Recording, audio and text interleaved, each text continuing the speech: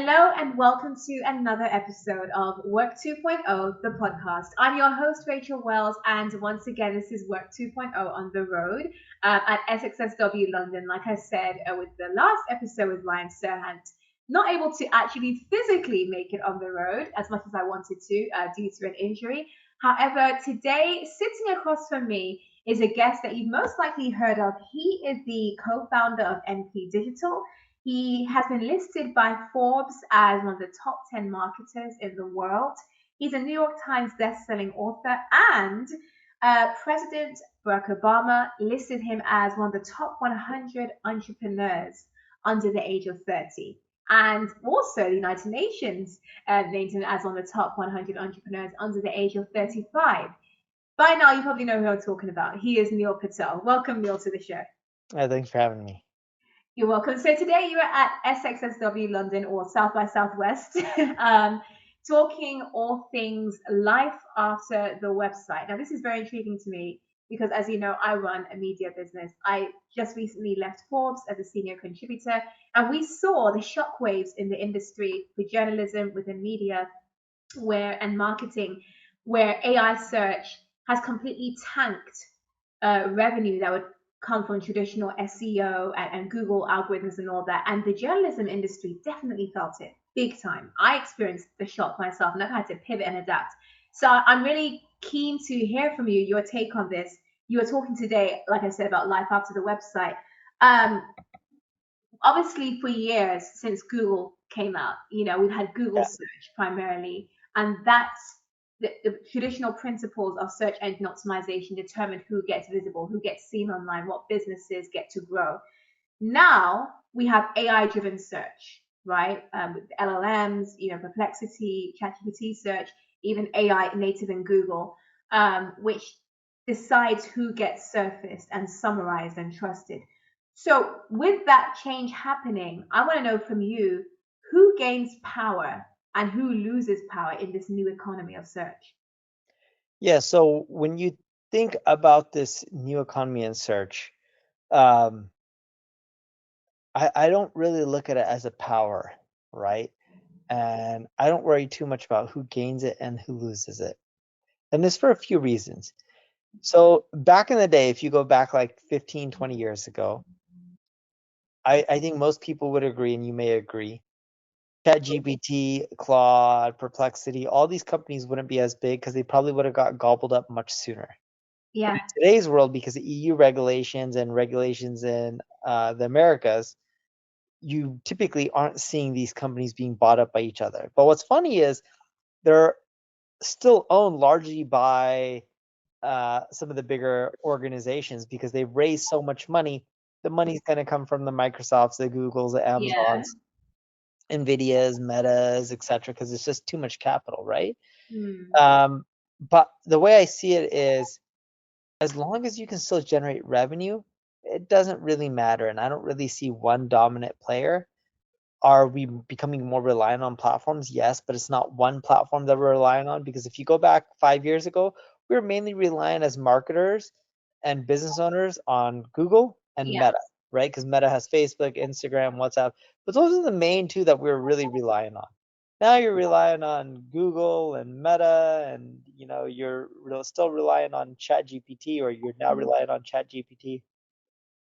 Claude is still not that popular for driving traffic to websites and driving revenue. It's more used on the B2B end, Yeah.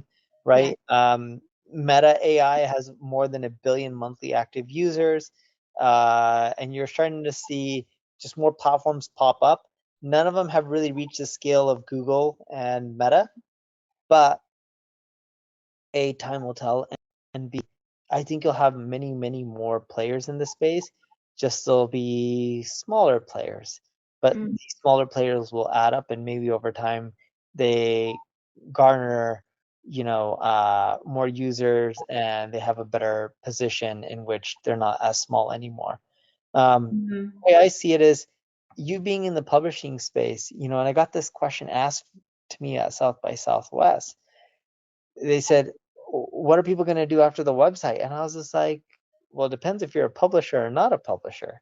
Because I think the publisher model has really changed, or it's being forced to change. and in three ways. You either have to charge for subscriptions for people reading your content to try to make up for some of the revenue. You have to try to sell some of your data to the LLMs. Okay. So then that way you can get the LLMs to drive you traffic or whatnot, or not say traffic, more so revenue. And then Yeah. the third way is you can try to sell more types of ads, sponsored posts, advertising, Mm. advertorials where you're doing a whole review on a business. Some of that even helps you in the LLMs, although it's sponsored. It sounds like some of the LLMs don't really care. But when I look at that, the publishers are the ones who have to adapt the most, and they are going to have it the hardest. But as a business, I don't know if you agree or disagree with this. Do you really care if someone transacts on your website or they transact on Amazon or Instagram, assuming the profitability is similar? And you can say, oh, Amazon takes 15%. Well, to get someone to come to your website and buy from you, you have to spend money on ads and marketing. So it's not like it's cheaper anyways. Sure. Yeah, you're still getting the business. It doesn't matter if it's on platform or off platform. You just want to make sure you're getting the business instead of the competitor. What's your take on obviously ChatGPT is rolled out ads. Slowly they're rolling out where enterprises can place their ads in ChatGPT. What's your take on that in terms of, would you say that's a very like a good viable option for the future of marketing? It is. And I forgot the company's name, but there was a company that shared with me ChatGPT ad data. And the reason I'm trying to mention their data and not ours is we've been early in the ChatGPT ad space. So we're restricted on what we are allowed and not allowed to talk about. I Uh, see. but there was this company, there was this gentleman, I, I, it was like a ad buying company, and it was named after like some Greek uh, mythology character or whatnot. And he was telling me, this was during a podcast interview. He flew to LA, but he was telling me specifically, most ads are running on comparison terms, like I don't know, Colgate toothpaste versus Crest toothpaste, right? A Right. comparison like that. Yeah. Or like the best toothpaste to whiten my teeth, the best Mm. running shoes for flat feet, and the list goes on and on. Right. And for both B2B and B2C. And that's where a lot of the ads are showing up, which I agree with, and I can see why. But the data he was sharing, and I can't share the data we had. I actually did put a little bit out there on the internet, and then they kindly sent me an email, so I removed it for them. I see. Uh, but the data that he was seeing is, ads are showing up and it's converting well, and I wouldn't doubt that. Okay, cool. That's cool. So with your session today about life after the website, my the thing that I think I'm most concerned about, and a lot of people in the industry will be concerned about, is if there's a life after the website where the website is no longer the main, gravitational pull when it comes to the customer journey. And what is it that becomes the new center of digital authority? Now, I know you mentioned it being distributed. It's no longer, Google and Meta and now different. Will there be a center like, or is it what's your take on that of when it comes to digital authority? So you're saying what would be like the version of authority, like Google has like domain authority, Yeah, in that or sense, yeah. So basically, in the same sense that a website was seen as that's your center, like that's your platform for digital authority. Well, once that no longer becomes as relevant and people are no longer going to the website, they're going to LLMs. So what becomes the new website, like after the website? What replaces that? I don't think one thing replaces it. I think it's because, or let's go back to the website. There was a stat I had in my presentation. Around 51% of website traffic is now bots. So it could be bots from algorithms crawling you, agents. Like we're already turning into a world where it's more bots than humans are actually going to websites. And Wow. if you look at Google's release during their I/O conference, you can actually share. You're wearing a t-shirt or a blouse, but let's imagine you're wearing a dress, okay? Or you could be wearing a dress. You're sitting down, so I can't fully tell. Yeah, it's a dress. Yeah. Okay, so it's a dress. So the dress, if I'm not mistaken, is black in color. Mm-hmm. Okay, so let's say you want to dress just like that. You can take a picture. I can screenshot this, upload the picture into Google, and then say, I like this dress. I want something similar, but I want it in pink. And it'll go scour the web and show it to you. Or I could upload two pictures, one with your dress, another one of a fabric that is maybe a maroonish color, orangish color, but it's like a unique color. Yeah. Not simple enough where it has a specific name, but it's just a random color, like a mixture of colors. And I Mm. can say, I want this dress, but in this color. Go find me the most similar thing. And Google's agents will go hunt and try to find it for you. Wow. So I, they're already making changes to do some of these kind of things. And the way I see it is you got to do marketing for all the platforms and channels. Um, Agents will have a big impact on what happens and what gets transacted. But what I really see happening across the web and LLMs is they're going to start measuring your brand more. Mhm. Brands, well-known brands tend to produce less false information. They're more trusted. So Right. you're gonna start looking for people who are mentioned more, positive sentiment, positive reviews, been around business for a long time, have a lot of brand queries. Like they're gonna start looking at all these kind of things, and I think that's gonna be a really important catalyst on how well or poorly you do in the future. Yeah, would you say that's like EEAT, right? Yeah, for sure, for sure. Yep. So with a lot of professionals still thinking about visibility in old terms, we want to drive more clicks and, Yeah. optimize more. With AI and AI agents and bots crawling websites and changing the way, things, websites and entities are discovered, what do you think that founders and executives and marketing professionals, marketing leaders need to be building now so they do not become invisible? Well, I think first it starts with tracking like the correct metrics. So clicks and rankings aren't dead, and you should still track them because traditional search still exists. But at the same time, brand visibility on LLMs, brand queries, how often are people searching for your brand compared to competitors? How often you show up, compared to the competitors on some of these channels like ChatGPT, the sentiment analysis, is it more positive? Is it negative for you Mm, versus the competitors? And really important revenue, lifetime value of a customer, right? Profitability. Those are all mm. metrics that people need to track. Now, in today's world, assuming you're tracking all the right things, we're finding that people don't really do what they need to. And what I mean by that is they're not doing enough digital PR where they're getting their brand mention out there on the internet. They're still not doing a lot of the basic SEO fundamentals like structured data, schema markup, Mm, leveraging FAQs, answering the questions head on, internal linking. So it makes it easier for these bots to crawl your website and figure out where the content is. Or even keep your content up to date because if you look at it, they don't like citing old content. They try to cite fresh content. So when you think about all these things, is people just need to do a lot of the basics. Sorry, can you just repeat the last bit because it cut out for a second there? I'll edit the video, don't worry. Yeah, no worries. So when you think about website, you still need to do SEO and basics like Mm, use structured data, use headings, schema markup, put in the right keywords where they belong, focus on topics, updating your content, keeping it fresh because these LMs want to cite fresh stuff versus old outdated information.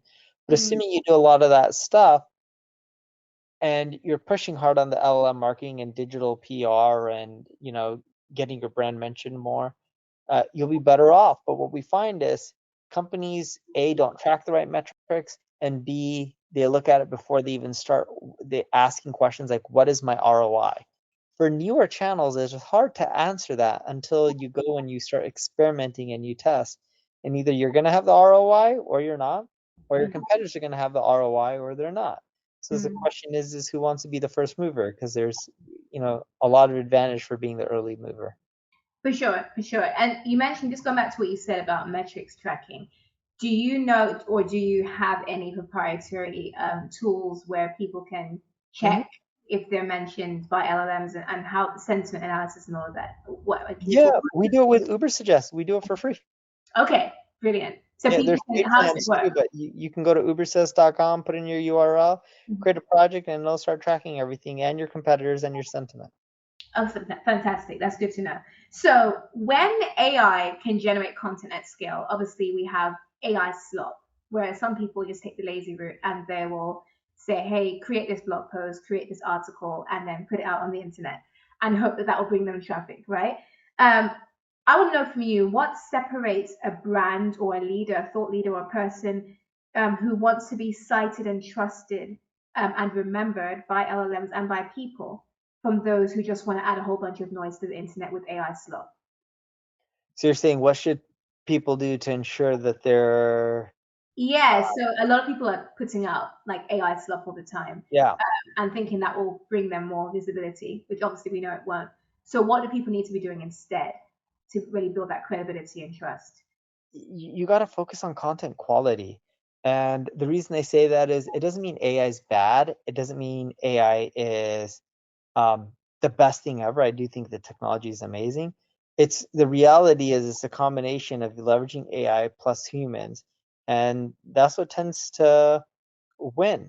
You Mm-hmm. know, and that doesn't mean you're going to have slop. It's really how you use the technology. And I'll give you a great example of this, right?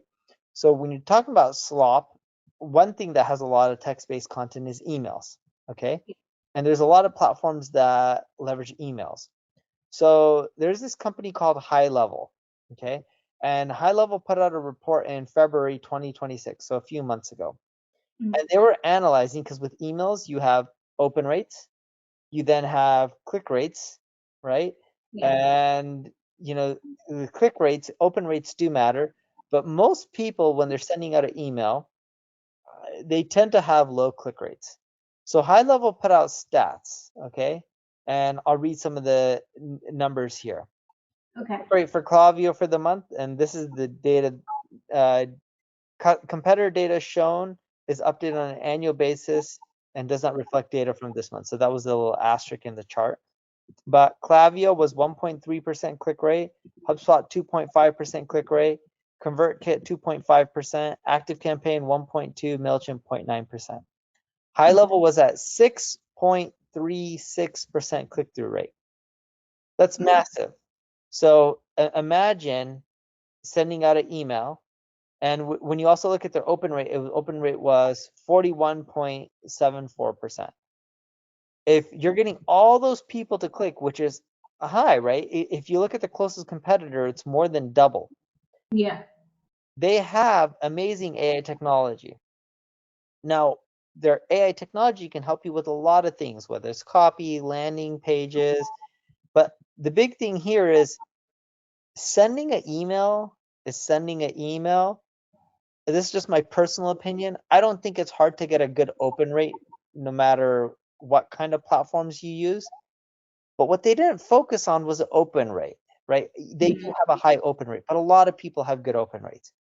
What they realized was if you're sending out emails and people open it, but no one takes action, it doesn't matter, which I totally agree with. You have to get people to take action and click.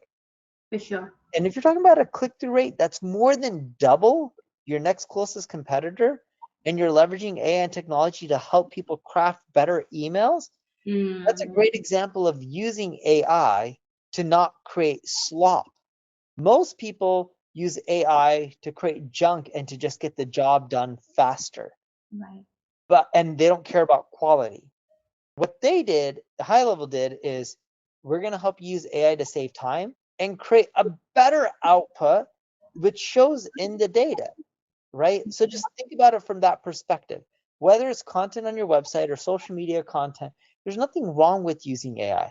The issue is people don't use AI correctly, and it tends to be a lot of junk. Yes. Two options. Either A, people can learn how to use AI, which is very hard. The prompts and everything that people put in, it's different. You can get them trained, they'll improve over time. Or you can just use tools depending on what task you're trying to do. Kind of think of like HighLevel.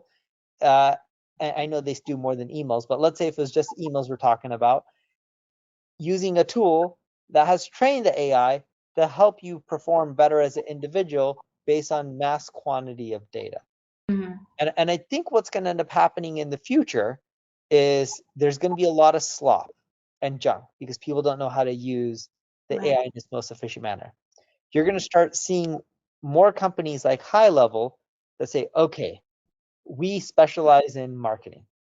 Let's do email, social, and the list goes on and on, Mm. really well using AI and integrate that technology and train it and make it perform better than if a human was just going directly to a LLM. Yeah. Right.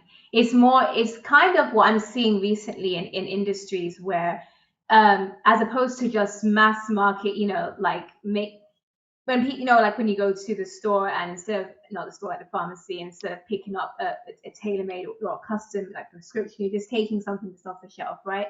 And a lot of AI products that we're seeing are a lot of it is just like off the shelf. Like you have ChatGPT, you have it's very general. What I'm seeing recently is specific industries, especially heavily regulated industries, they're taking AI and they're developing highly bespoke, customized, tailored Yes. prescriptions, if you will, like solutions direct.